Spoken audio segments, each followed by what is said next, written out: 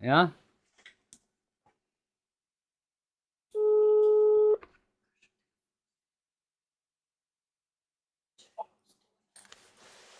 Zdravo. Ja, lepo zdrav, Mihael. Stojan, ti si zdaj dobrodošel.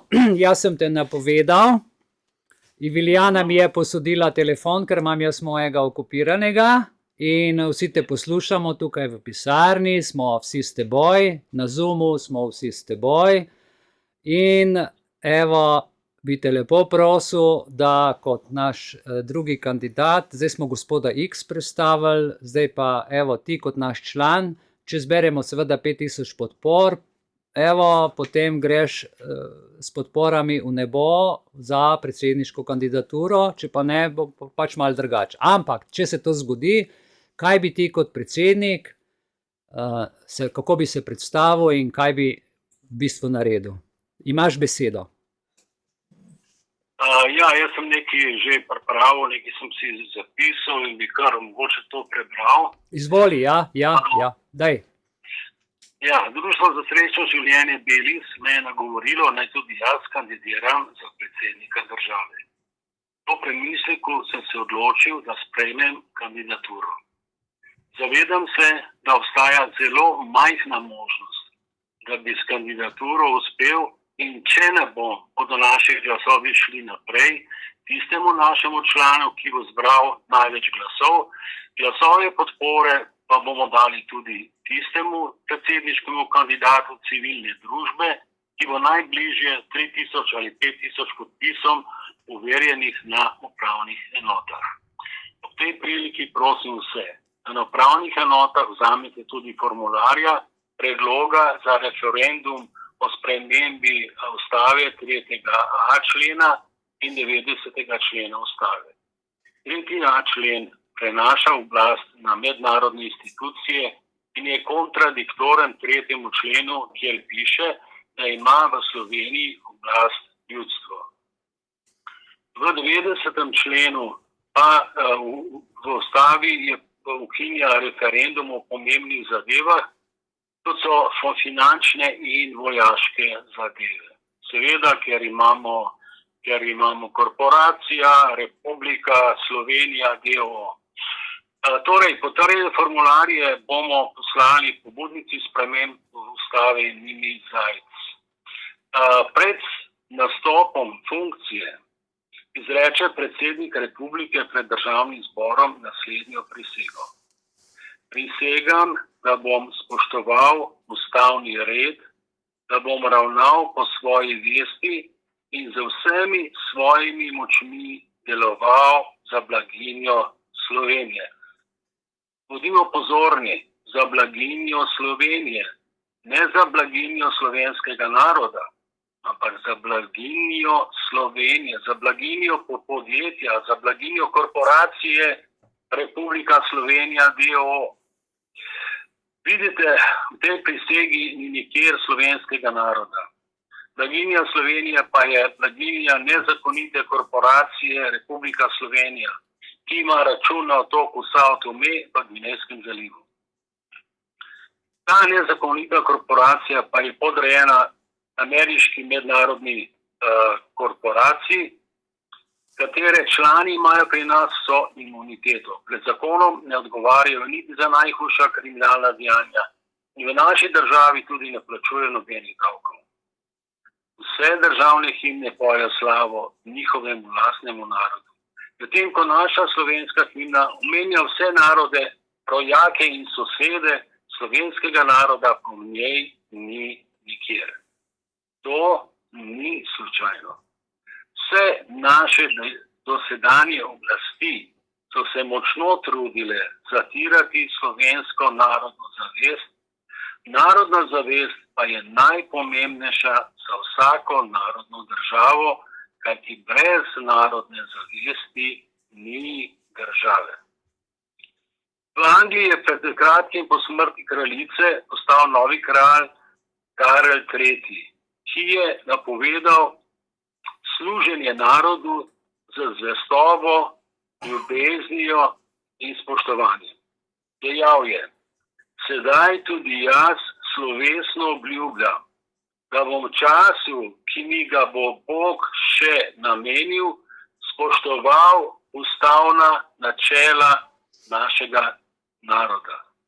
Torej, on bo služil narodu z zvestobo, ljubeznijo in spoštovanjem.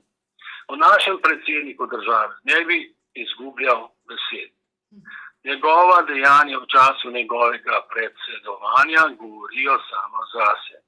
Predsednik ali predsednica države, ki ne služi svojemu narodu z zvestobo, ljubeznijo in spoštovanjem, je zame satanist ali satanistka in takega slovenski narod mi res ne potrebujemo.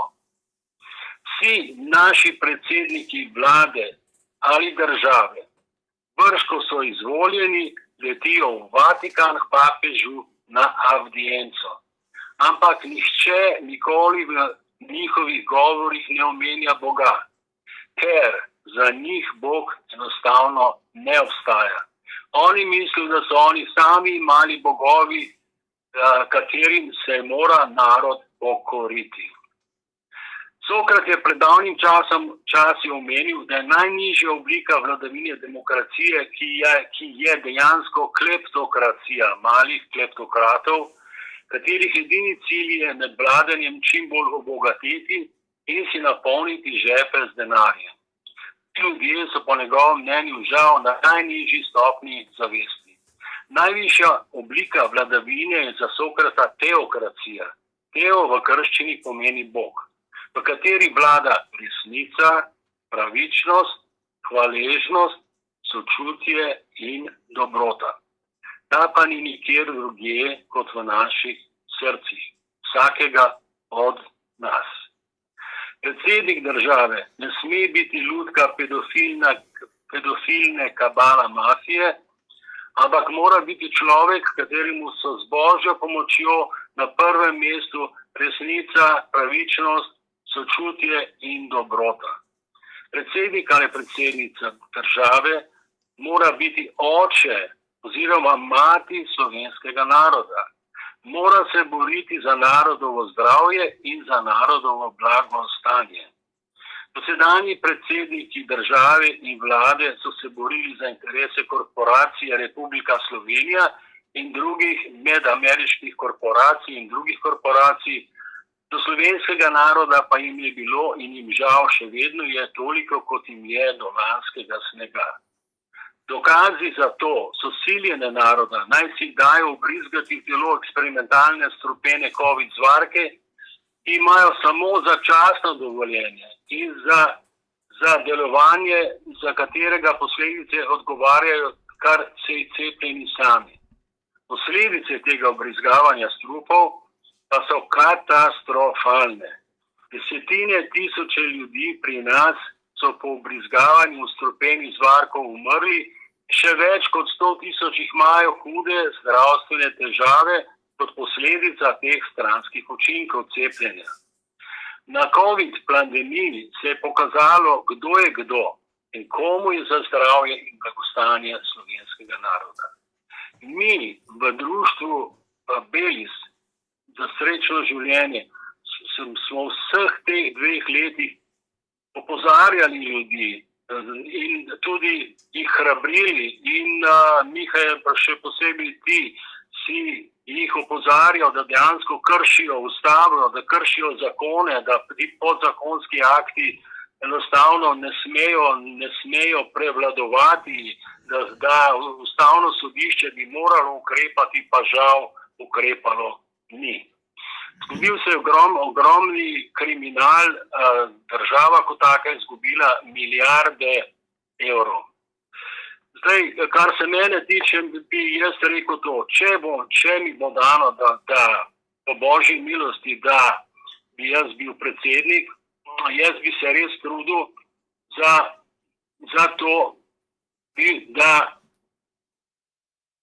narod bi dam na prvo mesto, se pravi pravice ljudi, zdravje. Zavzemal bi se za to, da Slovenija izstopi iz Svetovne zdravstvene organizacije, da izstopi iz NATO in da tudi izstopi iz Evropske skupnosti, take kot je. Seveda pa sem vedno za povezovanje z narodi, z podobno mislečimi, ki jih je po svetu in v sosednjih državah dovolj. V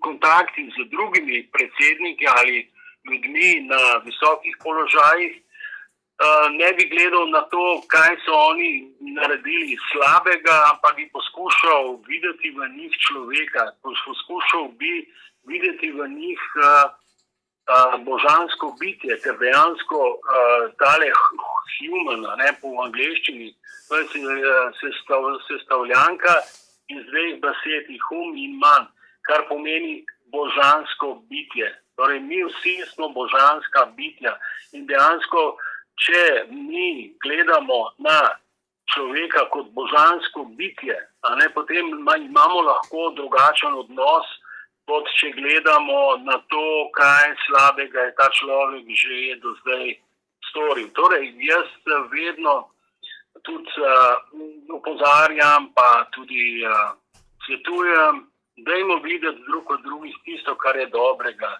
in ne tisto, kar je slabega. Ker to zaradi tega, kar je dobro, zaradi tega mi živimo. Mi živimo zato, da služimo narodu. In dejansko jaz, če bom izvoljen, jaz bom služil narodu. Meni je narod, mi je prva stvar. In zdaj, če bi še kaj drugega povedal, niti se mi ne zdi, da bi, govoril še kaj. Ja, Stojan, mislim, toliko lepih stvari si v kratkem času povedal, resničnih misli, resnično točno to, kar bi morala biti funkcija predsednika Slovenije in Slovencev. Žal pa pritiskajo, tako kot sem jaz na začetku že povedal, politikanti na svojega kandidata zaradi tega, ker potem tudi predsedniško funkcijo naredijo kot lepotno, kako se reče, protokolarno, a ne? Hojo po rdeči preprogi in rokovanje, to je pa tudi vse, kar Borut Pahor počne za svojo manekensko karizmo, a ne?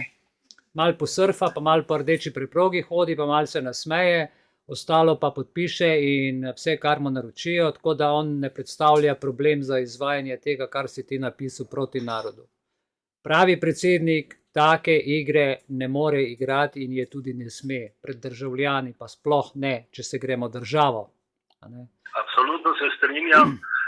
Jaz trdim celo to, oziroma tudi predlagam, da dejansko ne glede na to, ali bo ta Nataša Pirc izvoljena recimo za predsednico. Jaz sicer srčno upam, da ne bo, ker pravzaprav ne vidim, sem že sama tista njena izjava, da pravica do necepljenja ne obstaja. Čeprav se je ona zgovarjala na sodišče za človekove pravice, ki je izdalo to sodbo proti nekemu češkemu paru v zvezi z cepljenjem otrok. To ne igra nobene vloge, zato ker naša ustava v 18. členu zelo jasno, kar govori, o čemer ti, Mihael, si veliko poudarjal v teh 2 letih, da praktično na človeku je prepovedano izvajanje kakršnih koli medicinskih poizkusov brez njegovega privolenja. Mi pa vemo, da v teh 2 letih, da so grozili ljudem, da vkolikor se ne bojo cepili, da bodo izgubili službe. In mnogo ljudi se je cepilo in mnogo ljudi, recimo samo v učiteljskem kadru, ki so se praktično skoraj 100% pocepili, med njimi tudi moja hčerka z Pfizerjem in Moderno, imajo hude zdravstvene težave. Mislim, več kot 1000 ljudi, več kot 1000 učiteljev primanjkuje v slovenskih šolah. kar pomeni, da so nekateri od njih sigurno umrli, veliko pa jih ima zdravstvene težave za posledicami tega cepljenja. Dejansko vemo, mislim, da se je Pahor virtualno cepil, to se je videlo tudi na fotografijah, isto se je videlo, kako da se je virtualno cepil tudi Janša. En dan po cepljenju se je Pahor posnel en selfie, kako on seka drva. Potem je pa Janša odgovoril, po cepljenju en dan je pa to res malo prezgodaj, da greš sekat drva. Oni dejansko absolutno se delajo norca iz slovenskega naroda in absolutno so kriminalci in absolutno bodo odgovarjali prej ali slej, zagotovo pa bodo končali vsi v peklu. Absolutno. Dragi Stojan, tako lepo si to povedal, slikovito, in kar se pa tiče vseh teh kandidatov, ki so zdaj posebej prvih dveh, ki jih mediji forsirajo, jemljejo pravico vsem ostalim, ki so tudi kandidati, da bi se medijsko predstavili. Se pravi, jaz temu ne rečem, da so to potem volitve, ampak to, kar ustoličijo mediji nekoga oziroma od zadaj strici iz ozadja, in tukaj moramo to preprečiti. Jaz verjamem, da s podporami, ki jih pobiramo, da je možno doseči spremembo, ampak vidim pa, da nas posipavajo, da volja ljudstva bolj zaspana kot ne. Tako da iskrena ti hvala, da se trudiš, tudi kot predsednik Modrega neba, ki skrbiš za ozaveščanje, da se to ne bi dogajalo, in predsednik kot poveljnik vojaških sil bi prvi mogel prepovedati zračni prostor za taka letala. Ne? Absolutno. Jaz bi dodal samo eno stvar. Ne glede na to, kdo dejansko bo ta predsednik, ki ga naj bi oni usilili, ker vemo, da dejansko glede na to, da je Slovenija korporacija oziroma podjetje, oni zagotovo ne bojo spustili nekoga na ta položaj iz civilne družbe. Jaz svetujem, da mi sami izberemo med sabo svojega predsednika in ne samo, da izberemo svojega predsednika, ampak da izberemo tudi svojo vlado. Da izberemo ljudi, ki so verodostojni, ki so se do zdaj izkazali, recimo kot ti zdravniki, dobro, med njimi tudi Sabina Senčar, pa Vladimir Pirnat in tako naprej, potem Anton Komat, recimo tudi ta Blaž Kavtič, recimo, se je dokaj izkazal v teh. In pa recimo na teh pravnih področjih imamo kar nekaj pravnikov in advokatov, ki so se močno trudili za to in s temi pobudami in s temi ovadbami in z temi ugovori na ustavno sodišče in tako naprej, ampak seveda, ker je vse dirigirano, ker je vse skorumpirano do amena, a ne pač žal ni bilo nobenega uspeha. Dejansko celotna slovenska družba se mora in se bo morala spremeniti. Mi moramo končati s to mafijsko državo. En italijanski mafijaš je rekel za Slovenijo, da je Slovenija mafijska država. Sicer so pol naši to v medijih zanikali, ampak dejansko Slovenija je mafijska država. Ravno to mislim, tukaj sem jaz pol še pisal določene stvari o sebi, da bi malo kaj v sebi povedal, ampak ena od stvari je, jaz sem imel izvršbo na mojem stanovanju zato, ker nisem plačal računa za popravilo dimnika, 12 evrov.